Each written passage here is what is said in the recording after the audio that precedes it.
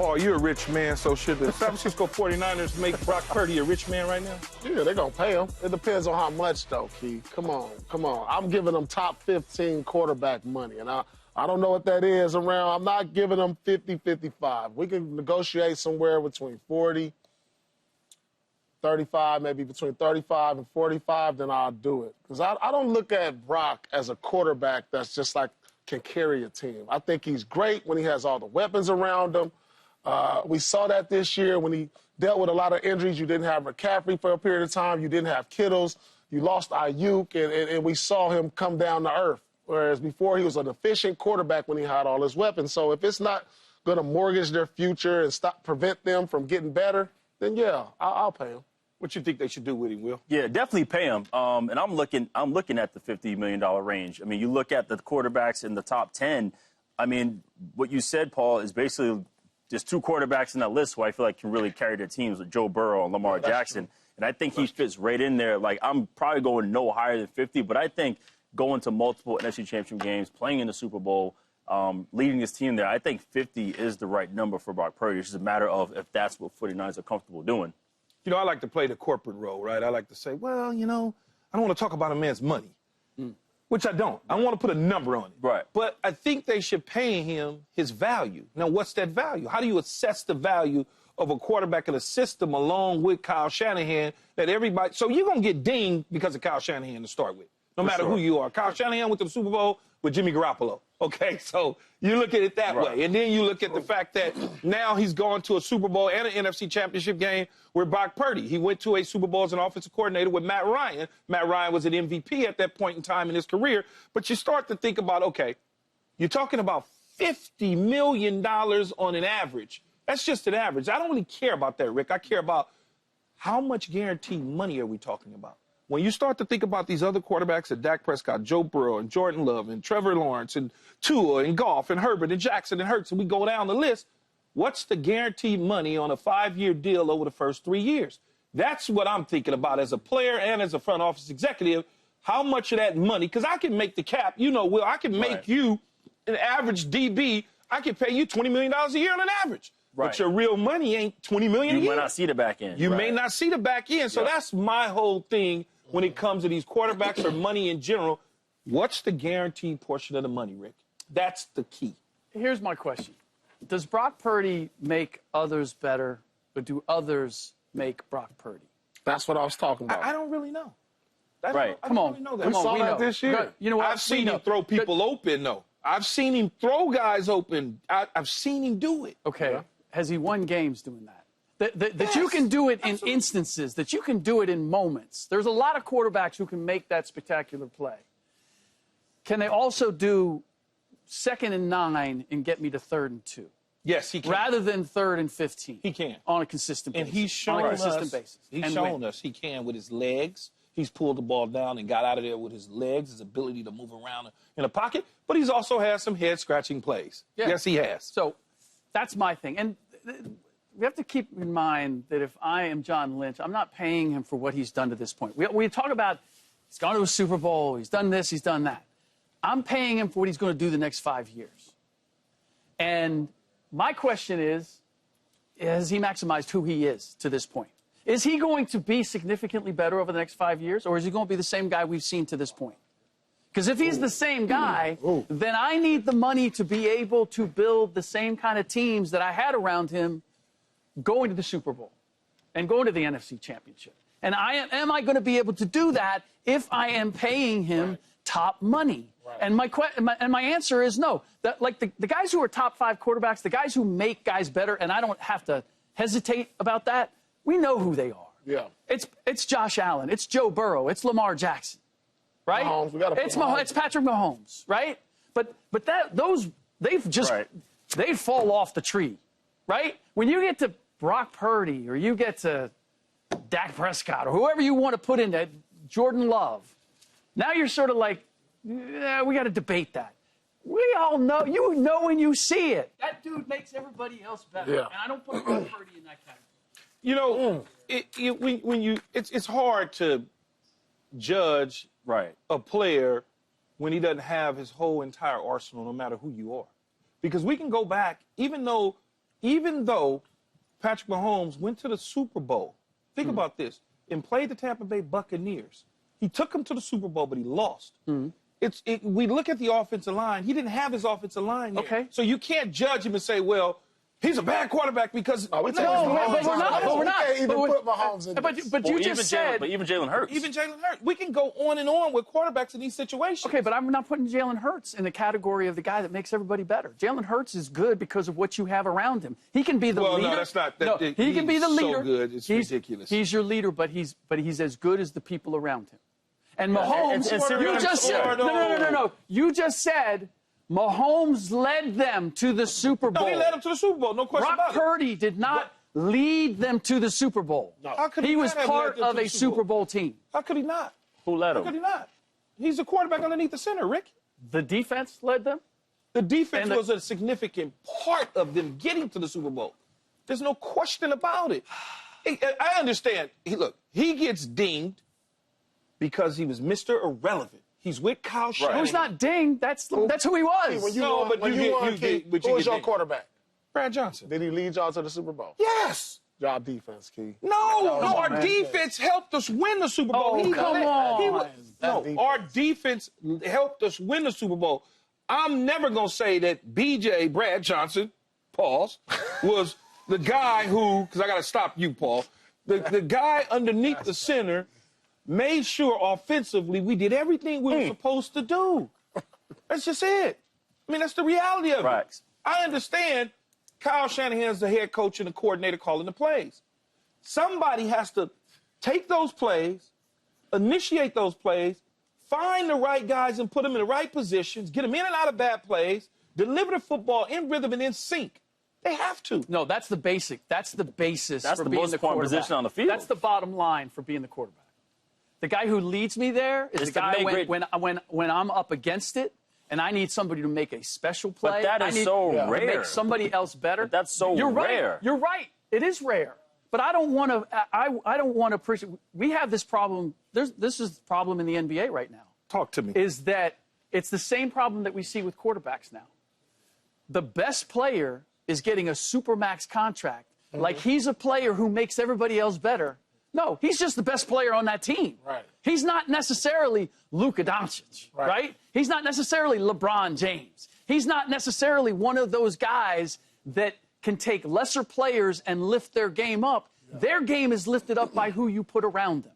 Yeah. And I put Brock Purdy in that category of a guy who is lifted up by the people around him as opposed to with a Patrick Mahomes. But he was still put in a situation where, let's say, like, he did have all that talent. He did not mess it up.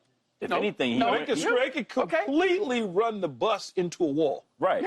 Fair. And he came here and did his thing. And so going back to my points about Hurts, Sirianni said it. He goes, if I put bleep around my quarterback, he's not going to play well. So that's the whole point in terms of football. And so I look at that, too, as like, okay, let's say he does have the pieces, but is he still getting it done? So you're talking about NFC Championship games and Super Bowl. Like, that's the epic. That's what you're trying to strive for. That's just what he did. And in terms of game changers, like I said, it's rare. I played with two. I played with Favre and Rodgers. Mm-hmm. And that's kind of where it comes to game changers. I had playoff Eli, where our defense was ridiculous that year. We had pretty much an 8-man rotation on the D-line. But when it mattered, Eli came through and made the plays for us to go and win the Super Bowl. Now, are they going to say he's a game changer? No, but he did what he was supposed to do for him to get the money he deserved. He changed the game in the playoffs. When it mattered. He changed the game in the Super Bowl when it mattered most. Okay. Yeah. That's really what matters. You were the MVP in the championship against the Lakers, whatever. But at the same time, you don't care about no regular season MVP, but you changed your game. You helped the Celtics win the championship, so therefore you were awarded the MVP, Paul. And it mattered. And it mattered. It mattered the most. So we saying Purdy can be that. Man, Purdy was... They didn't lose the Super Bowl because of Purdy. Right. They didn't lose to the Kansas City Chiefs because of Purdy. They lost to the Kansas City Chiefs because there was mistakes made on the offensive line and mistakes made play calling wise. Why didn't they make the playoffs this year? Well, they fell apart, though. They were They could play their injury. They had injuries all over the place, man. Was Purdy hurt? No, but you can't. I can't put Rick Bucher out there. I can't have you out there running routes, Rick. just asked They had Ricks out there running around. Oh, Keyshawn. Will's trying to defend. Paul Pierce trying to play tight end. I get that. You can't. Oh, he would have made the playoffs then. I'm not asking you to win a Super Bowl. I'm just asking you, can you? Yeah, but they fell Can you lift it apart. up? They fell apart at the wrong time during the season. They got too far behind the 8 ball, and there was no way they was going to catch up. It just wasn't going to happen for them, Rick. I think we all recognize that Brock Purdy is not in the same category as the guys that deserve that money versus the guys that have got that money. That's my issue. So he's not in Tua's category. No, that's another guy who I would say they've made a mistake in giving that money to, just because his time was up. And Well, they made a mistake in giving him money because of the injury history, but we've seen him with him. We've seen him without him. Right. But Major difference. ultimately, Major what's the difference. price of? So you pay that guy and you have a quarterback, but now you're not able to improve your team otherwise. So you have a quarterback. But here's what I'm going to tell you, Rick. Don't fall for that. Why Just not? trust me. Because it's a lie. How we so? can't build a roster because we don't have enough money. It's called manipulating the salary cap. We can pay whoever we want to and move it around. Don't fall for to it. a certain extent. Please don't. That's why we look at teams that. like the Rams. Like, No. where are they getting his money from? Forget the Rams. You know what I'm saying? Like when people forget the Rams. Will, the team that just won the damn Super Bowl. Right, exactly. The Philadelphia Eagles that's trying to go get Myles Garrett right now. You think Myles Garrett coming for 10 cents on the dollar? You like how? Not a chance. Right. They manipulate. Yeah, but They manipulate but he's the also salary not. cap. He's not coming for his market value. No, he Because is. you His won. contract, He's his coming for contract is coming the same. They're going to bring that $37 million he's making, they bring that right on over and add that to the pot. Speaking of defense, the San Francisco 49ers hired Robert Saleh as defensive coordinator after he was fired by the New York Jets as a head coach this season. So, do we think that Robert Saleh will fix the San Francisco 49ers' issues? I don't know. They'll get better. I mean, you can't get no worse, Key. I mean, they got the 29th ranked scoring defense. I mean, Robert Saleh is a defensive guy. That's what he's known for. So if they get their personnel back, maybe make some moves, I think they'll improve. But is that going to make them a playoff team? I mean, they got a lot of issues to fix over in San Francisco. I mean, not only the defense. I mean, obviously they're negotiating with Purdy, but they're going to be better under Robert, period. I think they will be, but like Rick said in the meeting, the last time we saw Robert Saleh coordinating the defense for the San Francisco 49ers, they were 20th in points per game, 4th in yards per game, but the points per game is what really matters. So that means they were kind of like in the middle to the back end of the pack. They're giving up the points in a game. I think when you look at it, they had a great defensive coordinator in my eyes, and Steve Wilkes, who's now the DC over at the New York Jets. For whatever reason, they went against him. They didn't see eye to eye after the Super Bowl. Shanahan decided to go in another direction. This is now their third defensive coordinator in 3 seasons. So now you're asking them to kind of relearn Robert Saleh's defense all over again. This is not the same personnel grouping that he had when they went to the Super Bowl and competed and wind up losing. Yeah, for me, if Dr. Saleh is a surgeon and he could fix all of the injuries that they had, because to me it wasn't schematics this year. Yeah. It was. They just didn't have. They had so much money invested. They had like 500 when they played Buffalo with when they had the key play. They had $500 million sitting on the bench or out of the game from their defense alone. They had 2 starters from their Super Bowl run, and so it was a matter of injuries, not who was running the show. And the last time we saw Saleh, he wasn't a miracle worker for that team. Will they be better? Absolutely. Well, he knows the building. He knows the system, but I don't think he's a cure-all for their issue. Yeah, I would say schematics did play a huge part. And yeah, obviously. How so? Well, because here's the thing. Like, because Saleh was there, Paul mentioned that he's a defensive person. Yep. You had Nick Sorensen, who he worked on the defense side as an assistant, but he's primarily a special teams coach. He just took the head special teams coach job in Dallas. And when you're a coordinator, you understand how the game is being called from an offense perspective, from a manager's perspective, just overall pretty much running the show. And I think it was important for him to come in here, and I think he will adjust and will be able to pick. Because what happens is you can put your guys in position even at the bottom of the depth chart. that was the one thing that Seattle did well with Pete Carroll when Saleh was there too, and Dan Quinn, is that they really trained the bottom of the depth chart so that when you did lose the guys up top, guys really understood how the system flew. And so I think coming in there with Robert Saleh, that is what he's able to do. And I think, too, that he will fix it just based on that. And if I was a coordinator and I had a fully loaded defense, the $500 million was on the field, it will be easier because you have guys that can truly take ownership and they know how to play together. But once you start dealing with injuries, schematics plays a huge part in putting guys in the right position. So you're saying the problems that they had were that guys weren't in position, as opposed to they were just missing tackles. No, both mattered. Yeah, I'm not saying. Because I saw more. I'm not saying guys. I saw guys just. I'm not saying guys not being healthy matter. No, that health is everything, in sports in general. I just feel like with Saleh, who has the experience of calling games, way more experience than Sorensen did, I think that's going to be a big deal. And I believe it'll change to some degree, but like Will is saying, though, when you do have injuries, though, you need to be able to make the adjustments on the fly and put guys in the right positions because you know your personnel. You know, hey, he's not a cover down guy. I need to play more zone. I'm not going to ask him to do something he can't do. Can't ask the guy. You think about the Detroit Lions and you think about Aaron Glenn. And one of the reasons Aaron Glenn is the head coach of the New York Jets now is because he made those adjustments. He realized I'm missing 14, 15, 16, 17 guys off of my defensive side of the ball. I got to figure out how to and that's where the experience comes in. And that's where the experience comes in. So I think Robert Saleh will bring some of that experience to really understand the offensive side of the ball, personnel groupings, what coaches' tendencies are. Because when you are a special teams coach, and that's not really something that you may have some experience as a defensive-minded coach, but you haven't gone up against Sean McVay, or you haven't gone up against Mike McDaniel. You haven't gone up against some of these guys. And so now all of a sudden they're running eye candy games with you in your defense, and you don't even know how to make those adjustments. And speaking of eye candy, the San Francisco 49ers got a big eye candy in Deebo Samuel. Will Deebo be on the move this offseason after the 49ers gave him permission to seek a trade?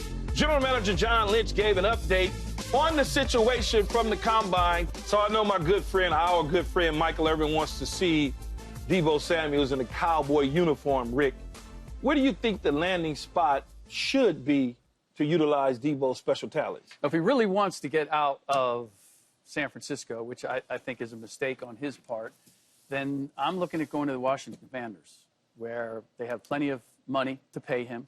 You've got a dynamic quarterback. You have another guy in Terry McLaurin, so it's not like all the attention is going to be on you. It's a nice balance. It's a young team. And you can go in there and make the kind of impact that I think Deebo originally had when he first came to San Francisco. And I think that's what he's looking for. Why do you think it's a mistake for him to leave? Why do you think it's a mistake for him to leave San Fran? Because I think that he has an established relationship with Brock Purdy. I think that Purdy, he's sort of Purdy's security blanket. And I think he knows what he has there in terms of if the reason that he's leaving, and we don't actually know what the reason is that he wants to leave, it's simply because he wants a bigger role. Okay, fine, do that. But you're going to leave a team that has Super Bowl aspirations because you want a bigger role on a potentially lesser team? Because where else is he going to go where he's going to have quite that kind of I'll tell you where he can go, and I know it probably won't happen because they're in the same division, but I like him with the Rams. No Cooper Kupp, plug and play right there. You got Sean McVay right up the street. I know it won't happen. It'll be my dream because I like the Rams, but I think he'll fit right into that Do you think he would get a bigger role there than he has now? Yeah, I think so. Him and Puka, they lost. They're going to lose Kupp. Kupp is out the door. You can plug him right in there. You can plug him right in there. Him and Puka, that combination would be nice. Hopefully they can keep Stafford. I want them to keep Stafford. I hope he stays. Who knows what's going to happen, but I think he'll be perfect for the Rams. Yeah, it's funny, driving here, I thought about that too. I thought about the Rams because with McVay, he does a lot of condensed formation. He motions the receivers a lot. He does a lot of receiver runs. He used to put Cooper Kupp in the backfield. We call it Wally receiver in the backfield, and he would run and plays with him out the backfield. But I look at the AFC West, and for me, it's pretty much any team, but the one team that really stands out to me will be the Denver Broncos. You look at Sean Payton's system, and his offense is designed to have that one type of X factor, game changing player. Like ever since Reggie Bush left, he really. Actually, he had Kamara. You know, he had a Kamara type of guy. You have Reggie Bush type of guy. So guys like that where he can do multiple things. So I think right there, you know, you got a young quarterback in Bo Nix who's shown, obviously, he's a stud. He could be that guy. And then they're still trying to build that team. They have an outstanding defense. They've proven that, too. And so I think the Broncos would be ideal for him. Watch you wind up like the Philadelphia Eagles or something. But like that. And you be like, where'd they get the money from? Where'd they get the money from? Where'd they get the money? The Rams will be interesting. The only reason why I don't think that'll happen unless they cut him. Unless they cut him, right. They're not going to trade him to the Rams. If they decide that they can't get a trading partner to give him something, then yeah, you go ahead and you let him, you cut him and whatever happens at that point. But you want to go to a place that has some familiarity with the skill set. And what I mean by that is somebody that runs the same sort of Kyle Shanahan West Coast system to some degree, whether it's the Rams, the Minnesota Vikings, to a degree, Miami Dolphins, because Mike McDaniel has some familiarity with Deebo Samuel, having been the head coach, had been the run game coordinator in San Francisco. And then when you look at the Dallas Cowboys, you got Schottenheimer, who's the new head coach there, who wants to do some of those condensed splits and motions, fly motions, and do things out of the backfield. And this gives them an opportunity to not have a duplicate receiver like a CeeDee Lamb. Now CeeDee can stay outside. You can move CeeDee inside. You can put him in a bunch formation. You can do a lot of different things with him. The Cowboys it makes the pretty good sense, but does he want to go to the Cowboys when you're leaving a team that is somewhat on the cusp of being successful in the NFC conference if they stay healthy?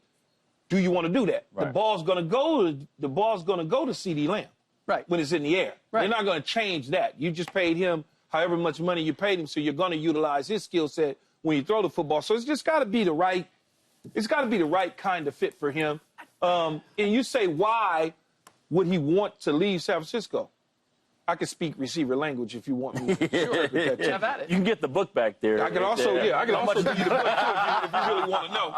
But in all seriousness, I think it says it right on the But in all seriousness, my production has dropped because my usage rate has dropped. Yeah. You don't utilize me nearly as effective and as much as you used to. Whatever reasons it is. Maybe you just felt like other guys were better than me, whatever it is, and then I'm not silly to sit back there and accept that role when I know that I still have gas left in the tank. So at the end of the season, I tell you what, I asked for a trade. You granted the permission to go seek a trade, and you are actively trying to move me. So that tells me different than when you tried to move me originally when I signed my new deal, because you really wasn't trying to move me. You act like you was trying to move me. That's why I wind up staying with you and sticking with you and signing. This time, you're out publicly trying to move me. Yeah, but are they? I mean, if you listen to if you listen to what John Lynch said, I don't get the sense that he wants to trade Deebo Samuel. Yeah, he wants to trade. I think he just wants out. I think he will. No, he wants to trade. Because he doesn't want to have an unhappy guy. No, he wants to trade. No,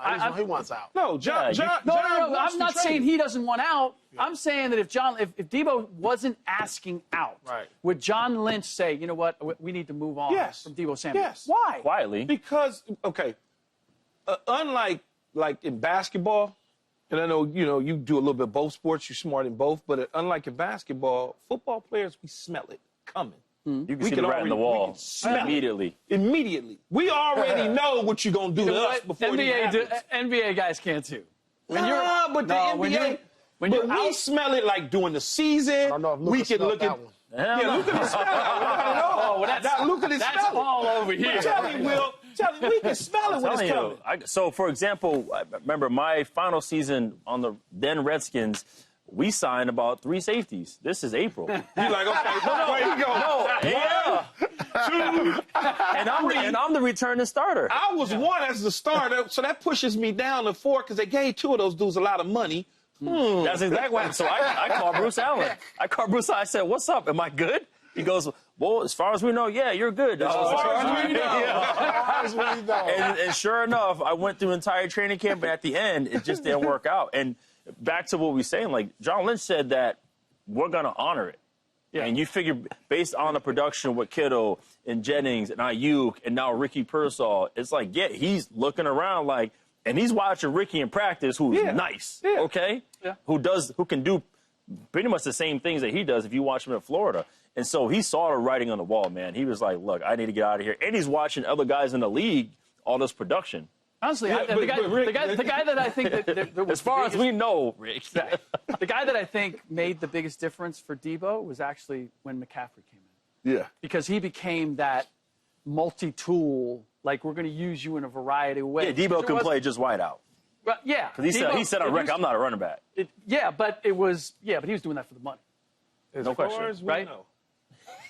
See, Rick, when I was in Carolina my last year, and they drafted Dwayne Jarrett in the second round, I talked to Marty Herney after that at the draft, and a couple days later, talking to Marty. Marty goes, you don't have to worry about mini camp because we want to get a look at the younger guys. Boy. And you know what I told Marty? You ain't got to come. I said, Marty, don't BS me. Right. He says, we just haven't. I said, won't you do me a favor? Won't you just cut me? He goes, you want us to just release you? Because I knew what they was going to do. He said, thank you. Yeah, thank you. Don't come to mandatory minicamp. All Don't right. come to me, mandatory minicamp, please. Subscribe here to get the latest from Speak, and go watch a few segments from our other shows on FS1.